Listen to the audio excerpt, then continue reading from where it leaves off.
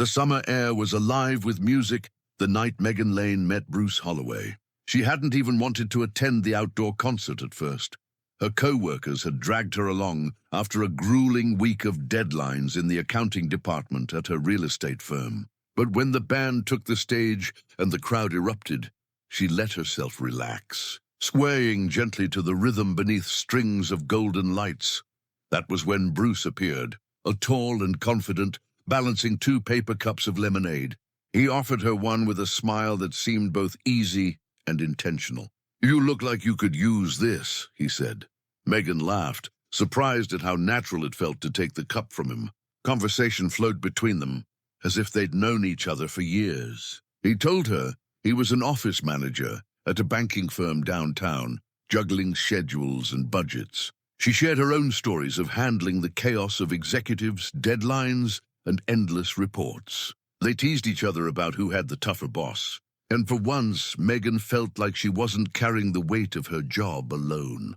When the final song echoed across the park, Bruce asked if she wanted to walk with him. That single walk turned into countless dinners, coffee breaks, and long conversations about their hopes and frustrations. Megan admired his steadiness. He admired her drive.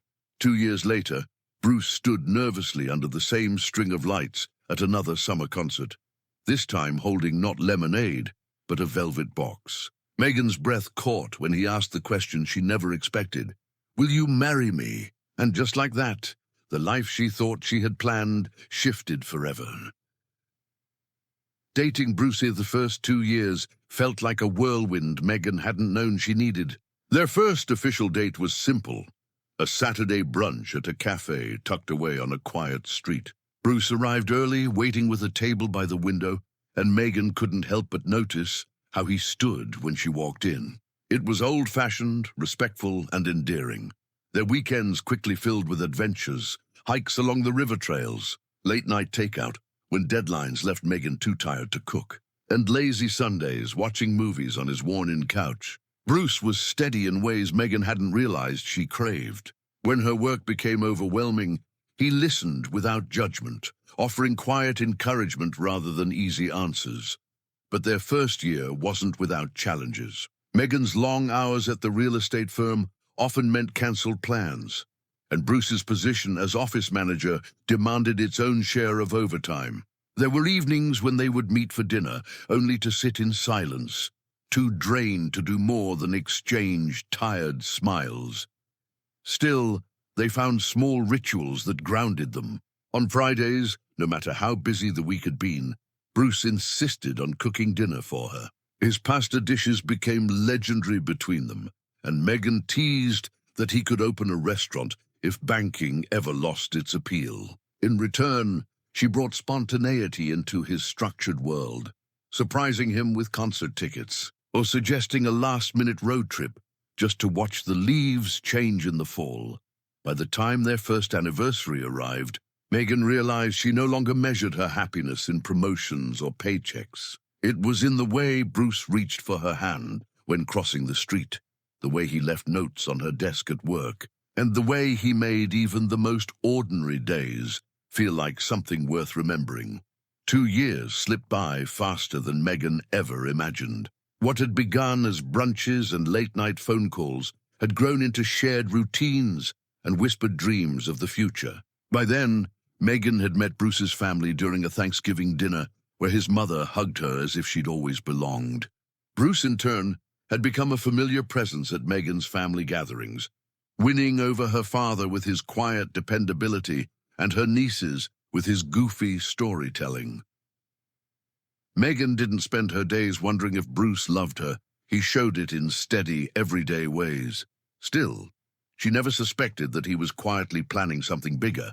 On a warm summer evening, Bruce suggested they revisit the outdoor concert where they first met. Megan thought it was nostalgia that brought him there, and she happily agreed. They spread a blanket beneath the familiar canopy of string lights, sipping lemonade just as they had on that first night. As the music swelled, Bruce grew uncharacteristically nervous, shifting beside her. When the band played a slow ballad, he turned toward her, his voice low but certain. "Megan, 2 years ago I brought you lemonade. Tonight, I want to bring you something better." Her heart stopped as he reached into his pocket and pulled out a small velvet box. He opened it, and the lights above seemed to sparkle brighter against the delicate ring nestled inside. "Megan Lane," he said, his voice steady now, "you've made my life fuller in ways I didn't even know I was missing. Will you marry me?" Tears blurred her vision as she whispered yes. The crowd around them seemed to fade, leaving only the two of them hand in hand, under the same lights where it all began, only this time, forever stretched ahead.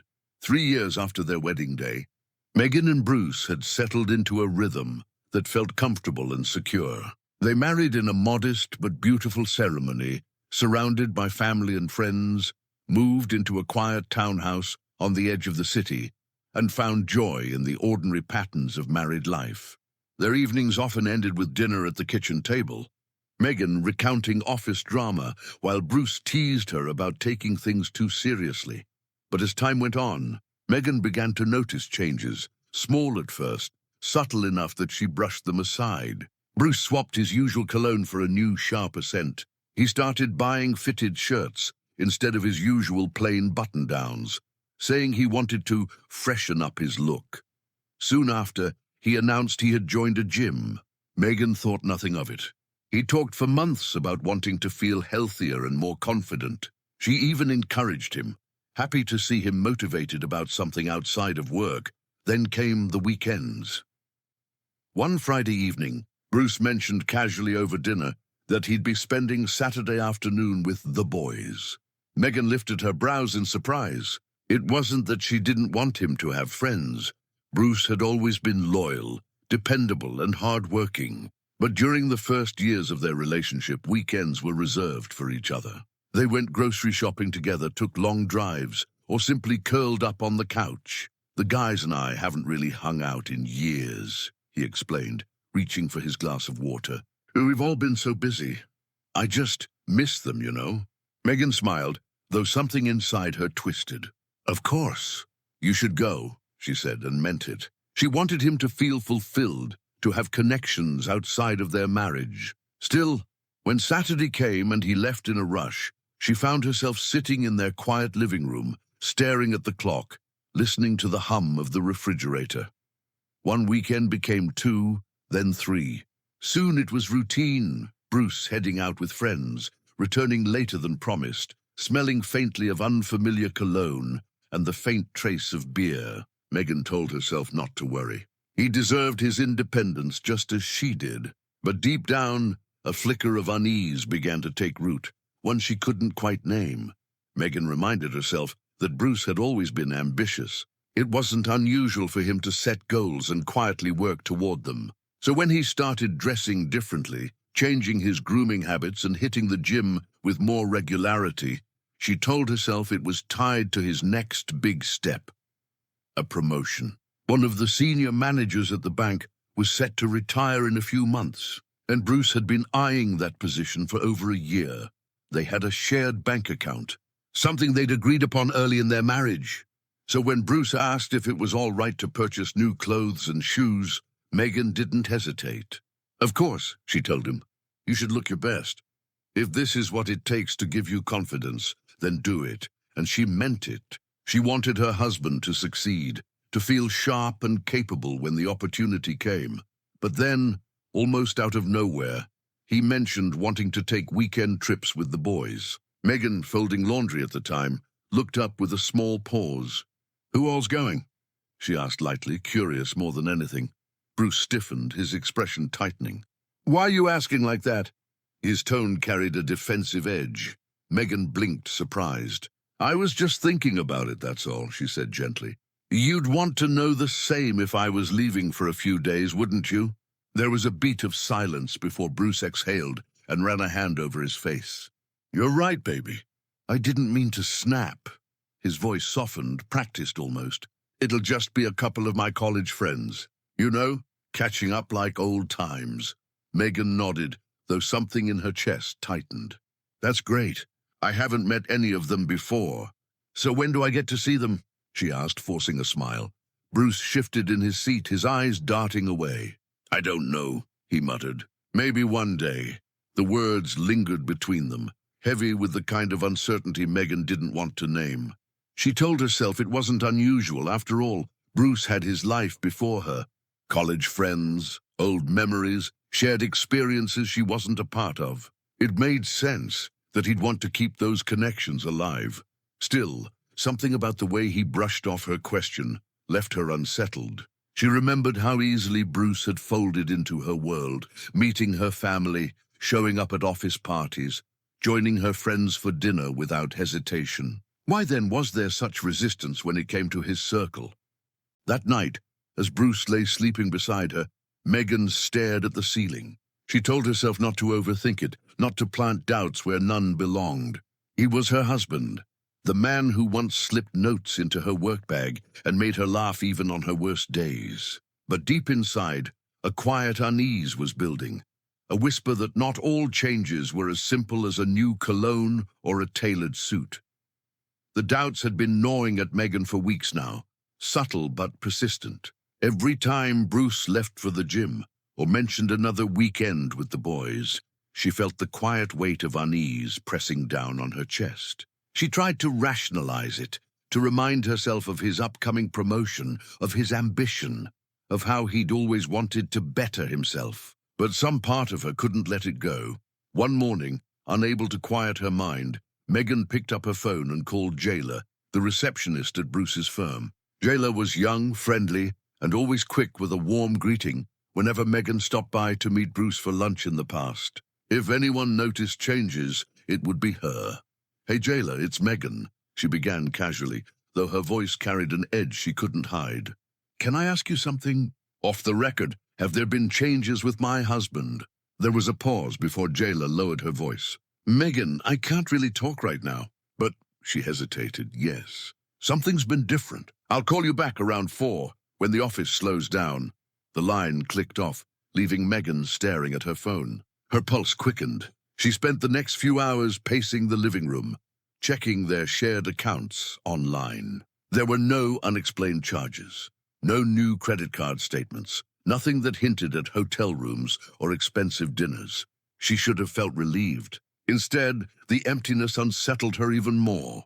If there was nothing in the accounts, it just meant if something was happening, it hadn't manifested into money yet. At precisely 4 o'clock, her phone lit up.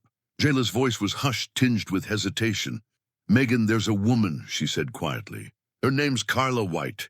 She's been coming in to see Bruce for about 6 weeks now. Every Thursday afternoon, sometimes Fridays too. Always for about an hour." Megan's stomach dropped. "Every week?" she whispered. "Yes. And Megan, when she walks in, Bruce," he lights up. Like his whole mood changes. He always has this big smile when he sees her, and after she leaves, he's extra nice to everyone else for the rest of the day. The words landed like stones in her chest. Megan pressed her palm against her temple, her voice barely steady. "Do they ever leave together?" "No," Jayla said quickly. "Not that I've seen. A couple of times, though, she's brought lunch. They ate in his office, just the two of them." Megan's throat tightened.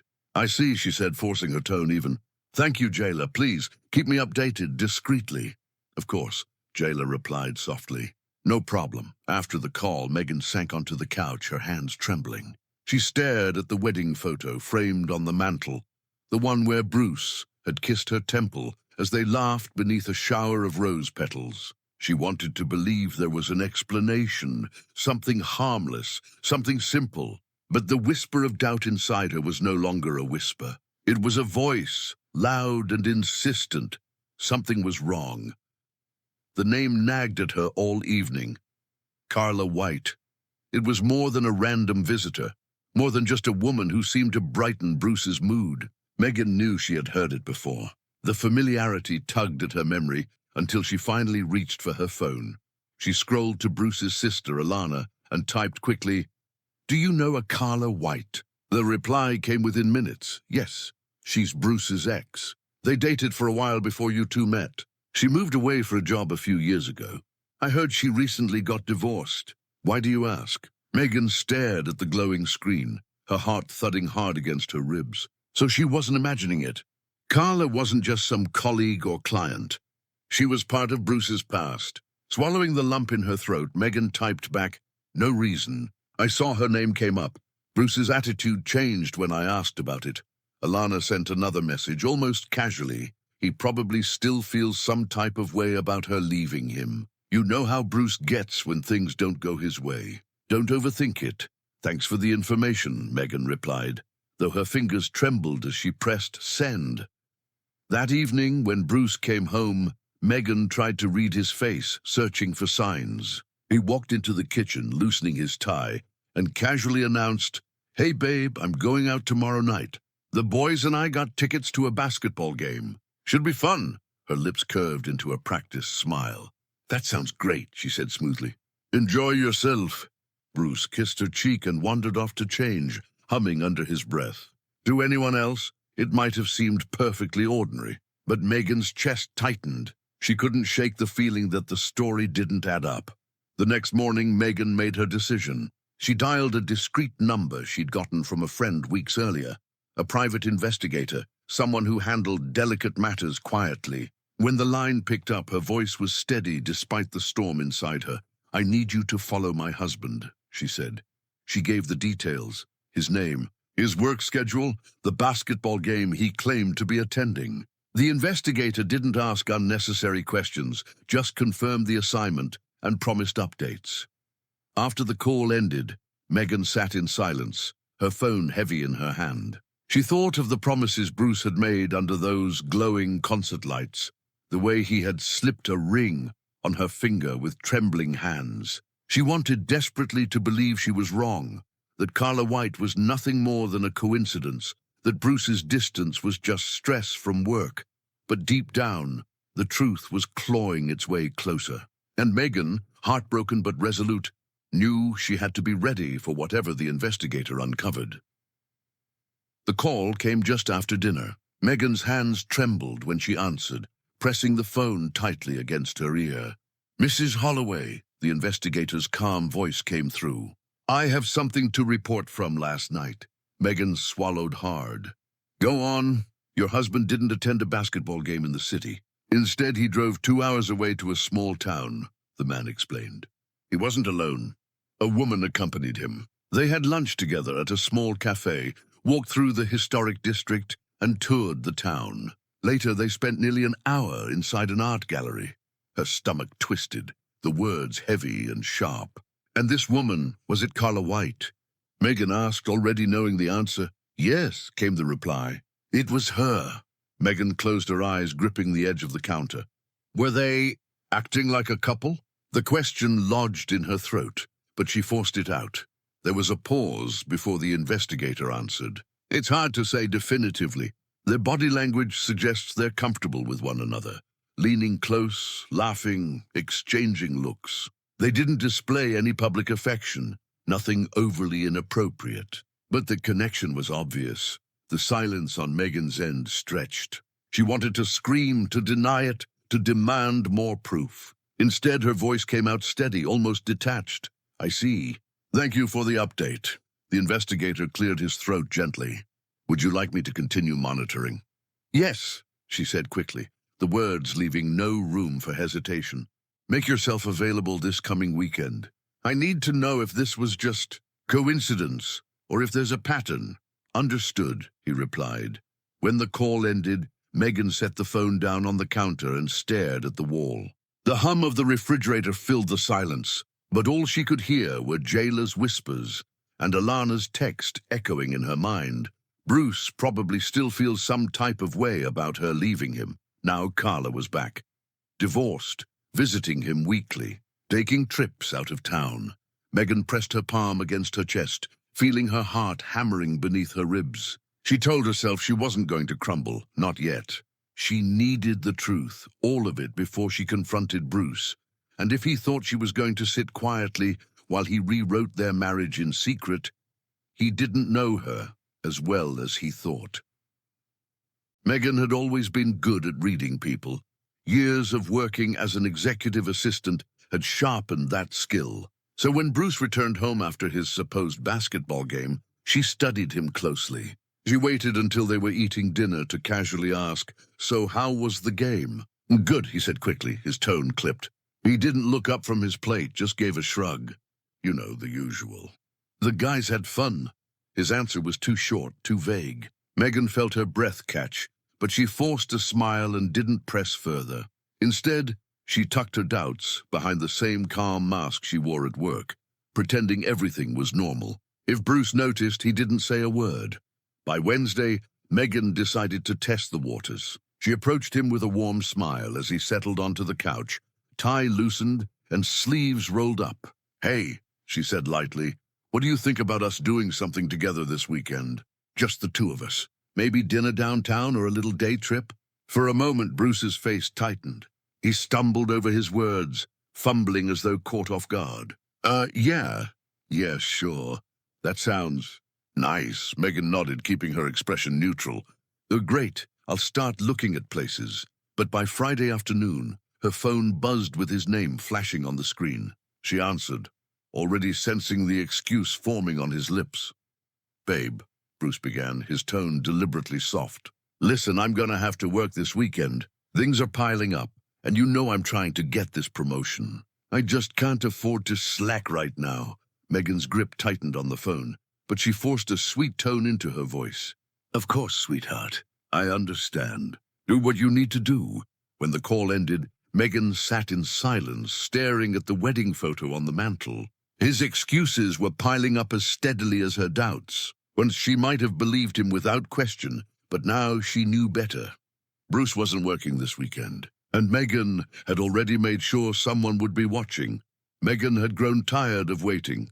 If Bruce wanted to keep building his weekends around Carla White, then she would stop sitting at home, in silence, waiting for scraps of his time. That Saturday morning, while Bruce made his excuses about working late at the bank, Megan decided to make a statement of her own. She booked a last-minute appointment at her favorite salon, letting the stylist give her a fresh look.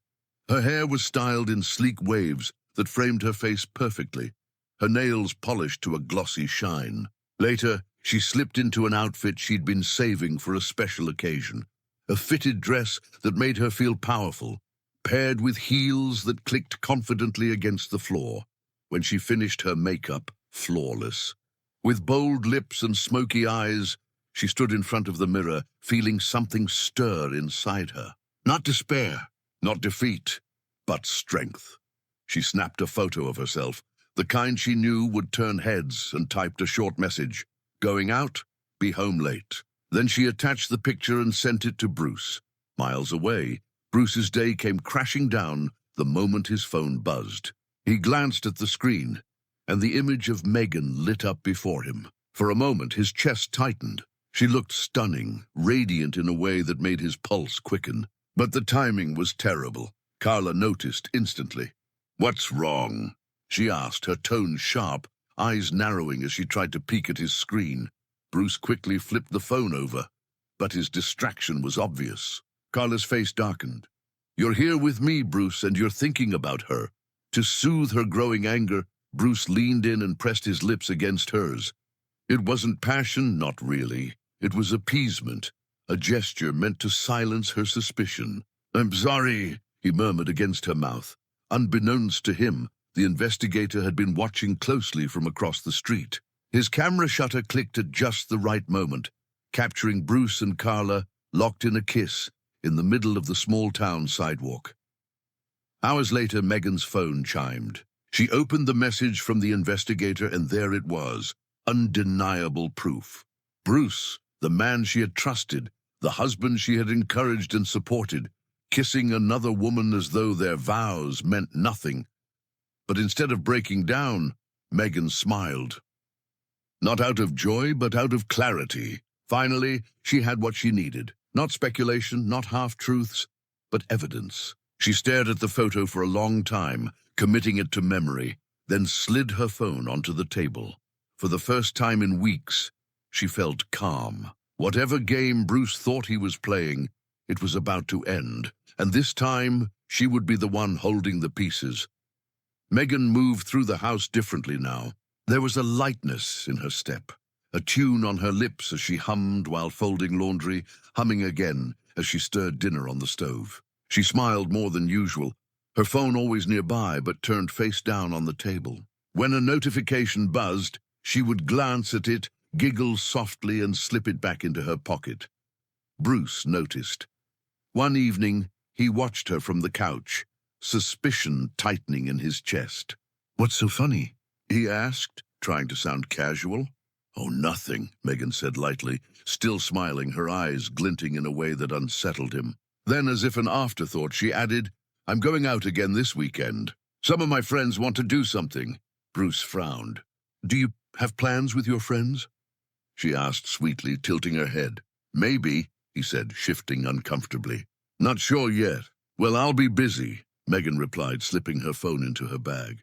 "There's this club we're thinking about going to." At that, Bruce sat up straighter, his voice raising just slightly. "A club?" Megan looked at him with wide, innocent eyes and shrugged, her tone breezy. Which one?" "Oh, I don't know yet." She hummed softly again, almost tauntingly, and leaned down to kiss him on the cheek. "Good night," she whispered, her smile lingering. Bruce sat frozen as she walked away, her humming trailing down the hall like a melody designed to torment him. His mind spun. She had never been one for late nights at clubs, not in all the years he'd known her. And the way she smiled at her phone, the way she brushed off his questions, it left a bitter taste in his mouth. He lay awake long after Megan drifted off, staring at the ceiling, unease tightening around his chest. For the first time, he wondered if Megan had secrets of her own.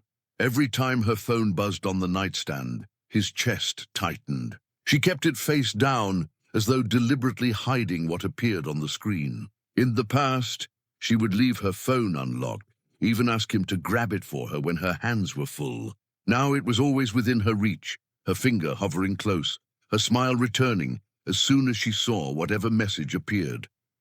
By Thursday, Bruce's nerves were raw. He caught himself watching her when she wasn't looking, how she hummed as she wiped down the counters, how her lips curved in a private smile before she tucked her phone away again. The more she laughed to herself, the more restless he became. At the office, he stared at spreadsheets without absorbing a single number, his thoughts consumed with the question he couldn't shake. Who is she talking to? That evening, when Megan went upstairs to take a bath, Bruce eyed her phone, lying face down on the coffee table. His fingers twitched. He could pick it up, just glance, maybe scroll a little. But the thought of her catching him, of her turning that sweet smile into something sharp, made him hesitate. He told himself he trusted her, but the truth was, her new behavior gnawed at him in ways he couldn't explain. Meanwhile, Megan played her part flawlessly. She noticed the way his eyes lingered on her phone, the way he tensed whenever she mentioned going out. It amused her, this slow unraveling of the man who thought he could fool her. On Friday evening, she breezed into the living room, wearing a dress that made Bruce blink twice. Her hair was pinned perfectly, her makeup glowing. She picked up her phone, tapped out a message, and smiled as it chimed with a reply. "I'll be out late tonight," she said casually, slipping her bag over her shoulder. "My friends and I are trying a new club." Bruce tried to keep his tone even, but his voice betrayed him. "Which one?" Megan tilted her head, humming softly as she adjusted an earring. "Not sure yet. We'll decide when we get there."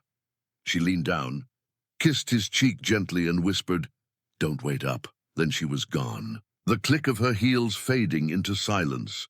Bruce sat rigid, fists clenched, heart pounding. His thoughts spiraled, images of Megan with another man, laughing the way she used to laugh with him. For the first time since their marriage began, Bruce felt the sting of being on the outside. Upstairs, the wedding photo still hung on the wall, smiling down on a marriage that looked perfect from a distance. But in the quiet of that night, both Megan and Bruce knew it was anything but.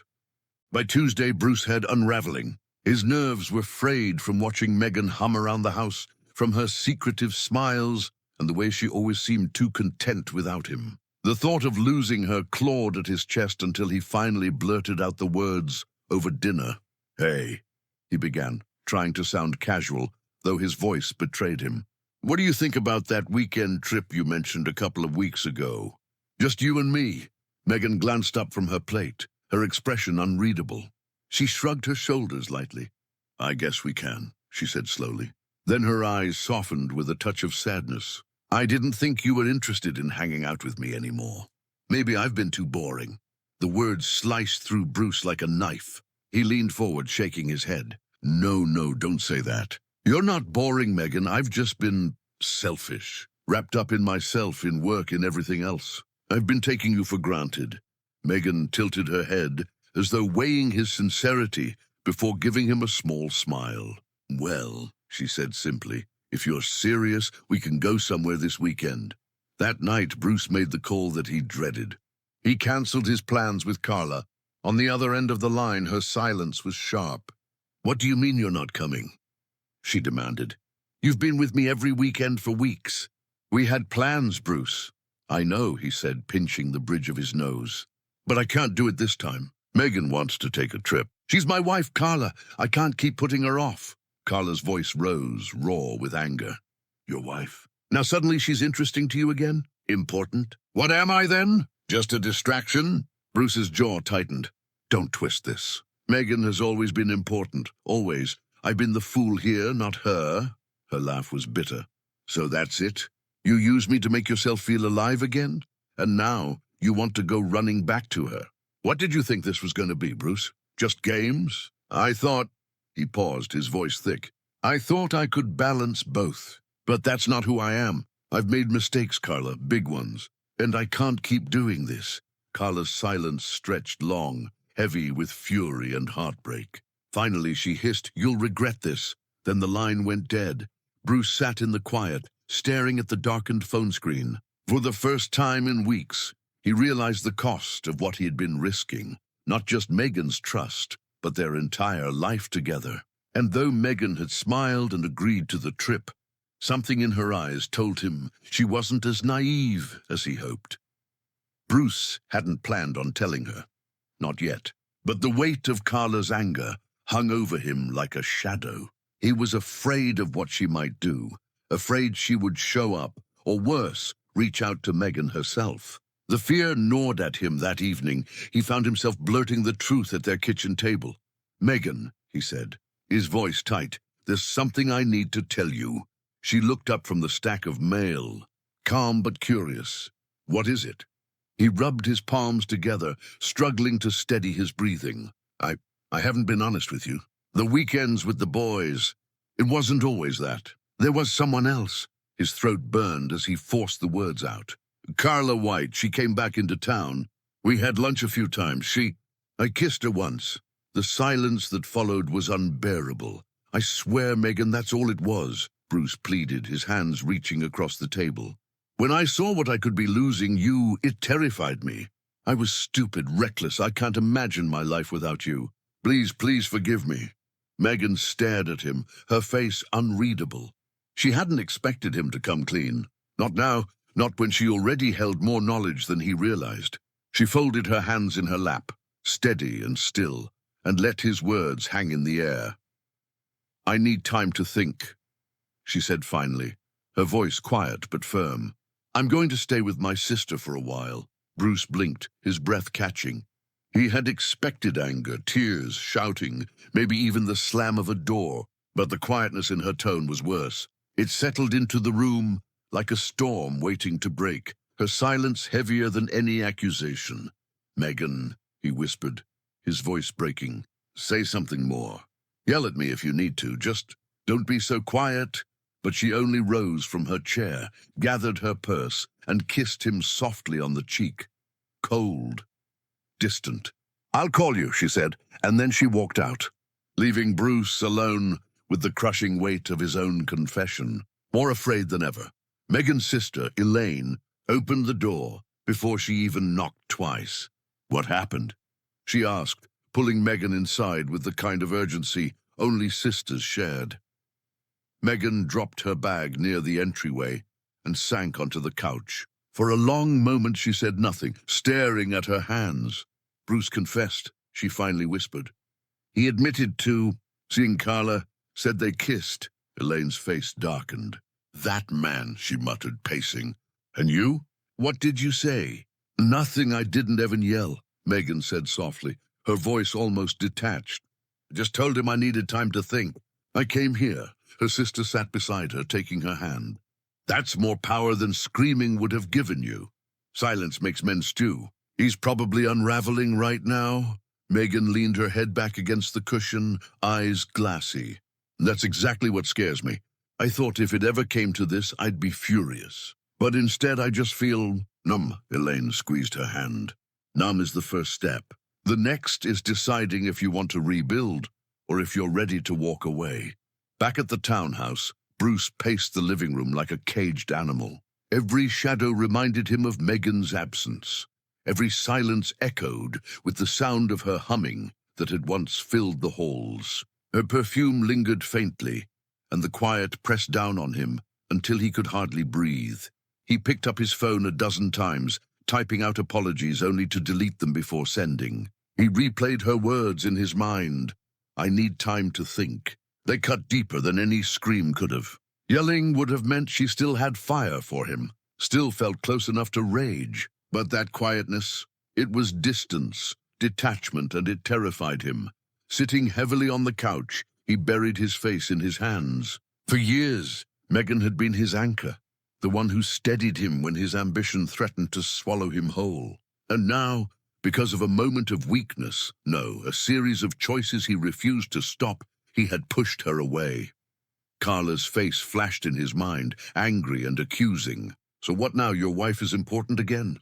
She'd said. She had been right in one sense. Megan had always been important, but he had been too blind, too selfish to honor that truth.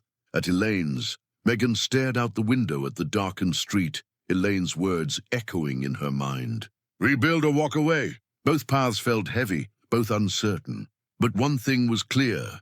Bruce wasn't the man she had married anymore, and whether he could become that man again, or whether she even wanted him to, remained a question only time could answer.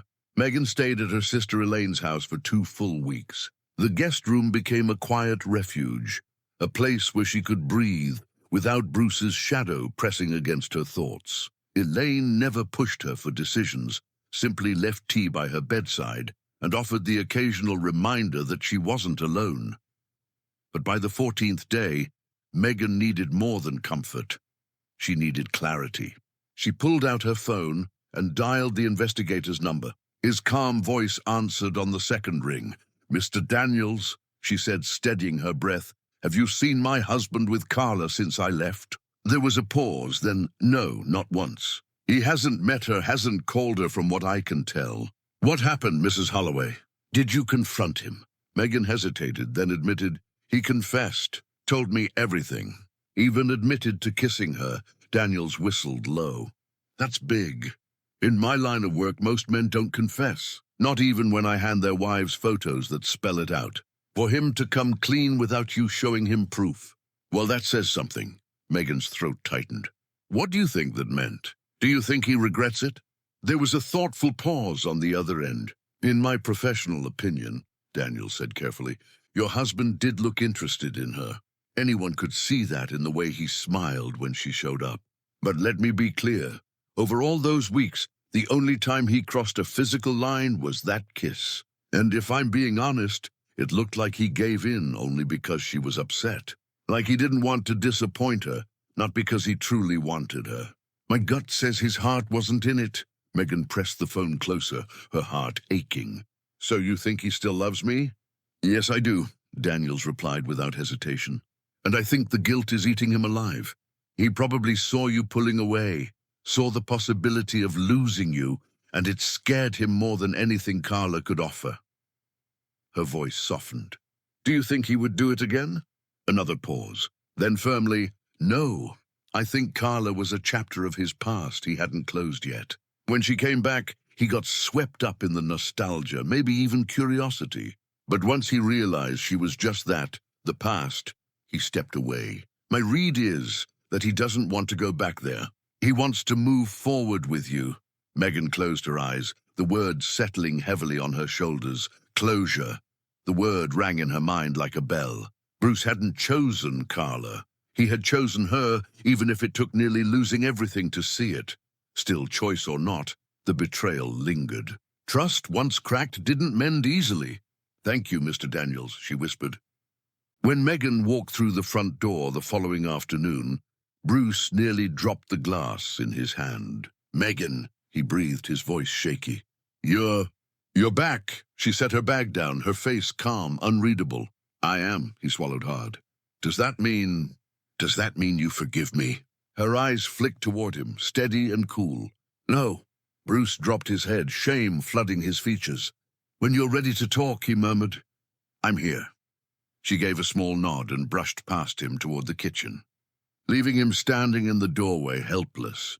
That night, Bruce lingered by the bedroom door, unsure of his place. He saw her slide beneath the covers, her back turned toward him. He hesitated, torn, before quietly gathering a blanket and retreating to the sofa. Megan watched him from the shadows, her eyes open, but said nothing. She let him stay there. 3 long days of silence followed. Megan moved through the house with deliberate calm, cooking, tidying, humming occasionally, but never once inviting conversation. Bruce shadowed her movements, desperate for a word, a sign, anything. But she gave him none. Finally, on the 4th evening, as he hovered near the kitchen doorway, Megan broke the silence. Her voice was soft, controlled, but each word struck him like a hammer. "How many weekends did you spend with her?" Bruce's heart sank. He stared at her, unable to meet her eyes. 6, he admitted quietly. Megan shook her head slowly, the disappointment sharper than anger. "How many times did she visit you at work?" His mouth went dry. He hadn't expected her to know. You know about that?" He stammered. She rolled her eyes, her voice laced with cold certainty. "Yes." He rubbed the back of his neck, his voice low. 5 times, Megan said nothing. She simply turned, walked into the bedroom, and shut the door behind her. Bruce stood in the middle of the living room, his hands falling uselessly to his sides. Helplessness clawed at him as the weight of his choices sank deeper. Silence was her weapon now, and it cut far worse than any shouted accusation. Early that Saturday, a sharp knock rattled the front door. Bruce shuffled across the living room, eyes already wide with dread. When he opened it, Carla stood at the door, cheeks flushed, eyes blazing. Her voice cut through the quiet like a knife. "It's been 3 weeks. You can't just ghost me," she spat. "I'm going to tell your wife everything." Megan, still in pajamas and bare feet, appeared in the hallway, rubbing sleep from her eyes.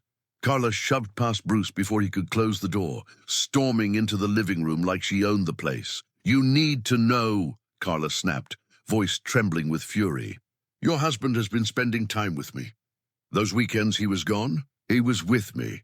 Megan folded her arms and gave a soft, steady smile that calmed the room more than it should have. "I know," she said simply.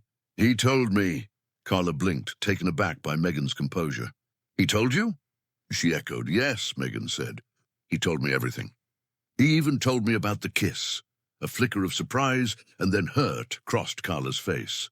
"He told you he kissed me?" she asked, incredulous. "He did," Megan replied. "And he told me other things too." Carla's anger curdled into a wounded, desperate edge. "He said he was going to leave you for me," she hissed, taking a step forward, as if proximity might make the truth heavier. Bruce's head snapped up. "That's a lie," he yelled, voice breaking. "I never said that." Megan raised her hands, palms out, stopping the storm before it could get louder. She stepped forward, closing the tiny distance between herself and Carla with a calm that felt almost clinical. "If that's so," Megan said, slow and precise, "he is more than welcome to leave with you now." Carla's mouth opened, as if to protest, then shut. Her face flushed, the bravado fraying. "He was mine first," she blurted. "You left him, remember?" Megan snapped back. "You married someone else shortly after you left. And now you came running back here to claim a man that doesn't belong to you." Megan's eyes sharpened. "When he came to me and admitted what he did, he offered the truth. He didn't hide. He didn't try to make excuses." Carla scoffed, tears pricking the corners of her eyes. "You chased him, reminded him of what it was before you left. When he realized he didn't love you anymore, you got mad. Understand this, he belongs to me." Megan let out a breath that might have been a laugh if it weren't so cold.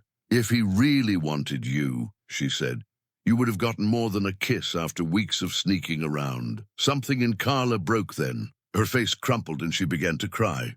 The anger gave way to a raw, ugly hurt. "How can you forgive him after being with me?" she sobbed. Megan's expression softened for a fraction of a second, not with pity for Carla, but with clarity for the moment. "Because now he sees what he can lose," she said quietly. "He told me the truth before you did. He stepped back when he understood what chasing his past would cost him. That doesn't erase the betrayal. It doesn't fix it overnight. But it tells me something about what he values." Carla wiped at her face with the heel of her hand, shaking her head. "You think that's enough?" "No," Megan said honestly. "It's not enough yet, but it's a start. And I'm the one who decides what happens next." Carla looked at Bruce, then at Megan, and for a long, terrible moment, all three of them stood in the living room. A triangle of choices and consequences. Slowly, Carla turned and walked to the door. She hesitated, then said, voice low and bitter, "You'll regret this." Megan didn't answer. She watched Carla leave, felt the door click shut, and heard the lock click into place like a punctuation mark. Then she turned to Bruce, eyes steady, and said nothing for a long time, because in that silence, the weight of the next steps began to take shape. The apartment had been thick with silence for days, each moment heavy with unspoken words. Megan came and went quietly, while Bruce tiptoed around her presence, unsure if he should speak or stay silent. But one evening, when Megan returned home, something was different. The low hum of soft jazz drifted through the air, wrapping the apartment in a soothing warmth. As she stepped further inside, her breath caught. The entire place was filled with roses, vases on the counters, petals scattered across the dining table. The smell was rich, familiar, and unmistakably hers. On the table sat dinner, carefully plated, steam rising in gentle curls. Bruce stood nearby, his hands nervously folded in front of him. "I know it will take time," he said, his voice low, hopeful. "But I'm going to wait as long as you need. You deserve to know how much I appreciate you, Megan." She paused, her eyes scanning the effort he'd poured into the evening. Finally, she gave a small nod. "Thank you, this is nice." With that, she turned toward the bedroom. Bruce's heart dropped. He had hoped for more, some flicker of forgiveness, but instead he stood frozen, surrounded by roses, wondering if he had misjudged everything.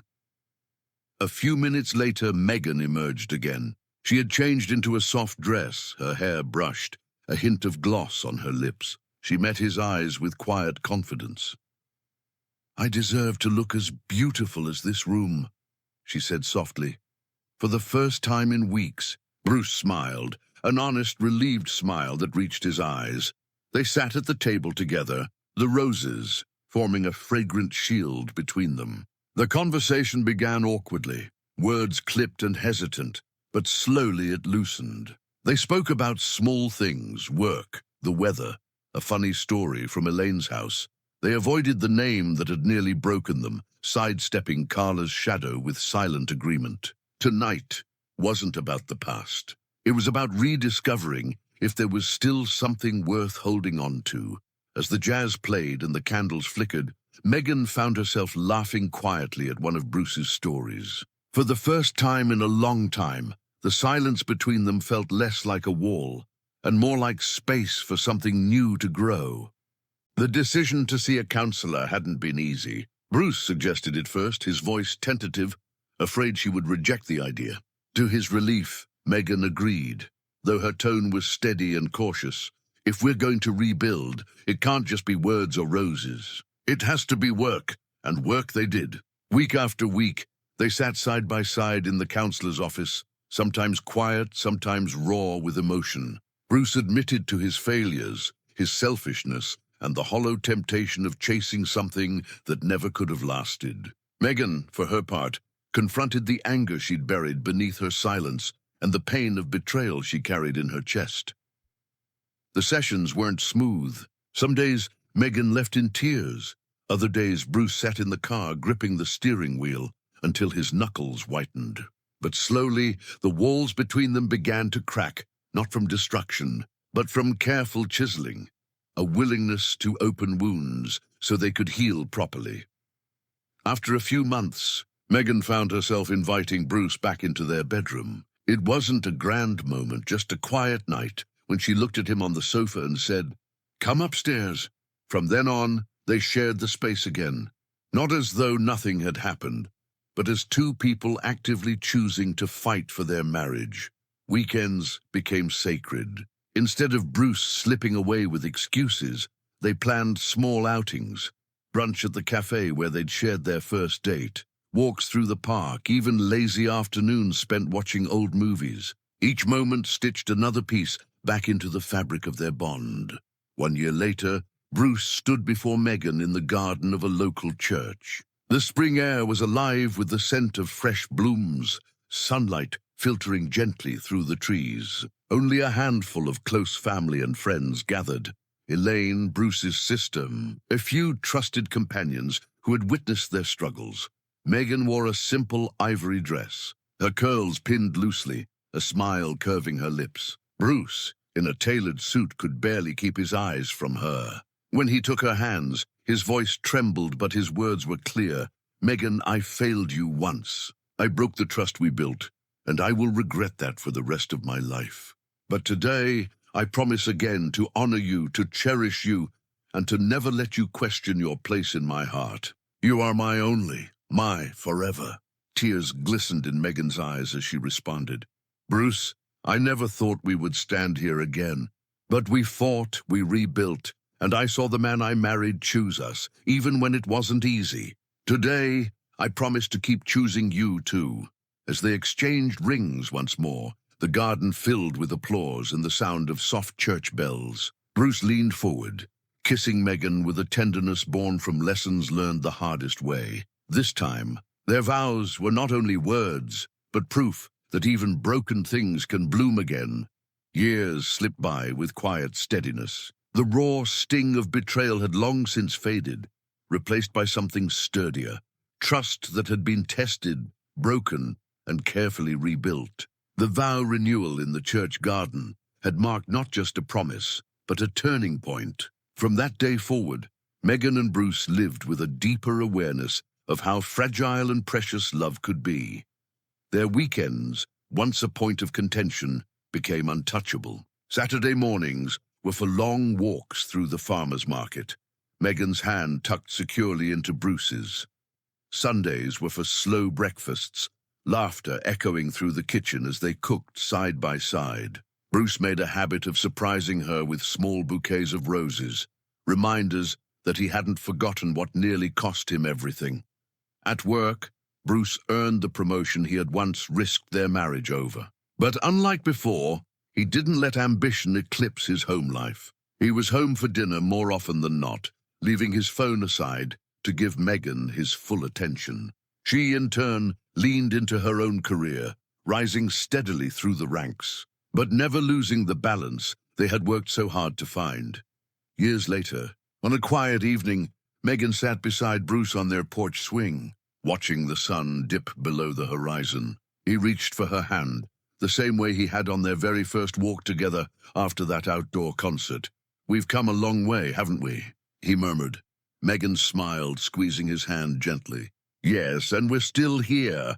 The silence that followed was no longer heavy.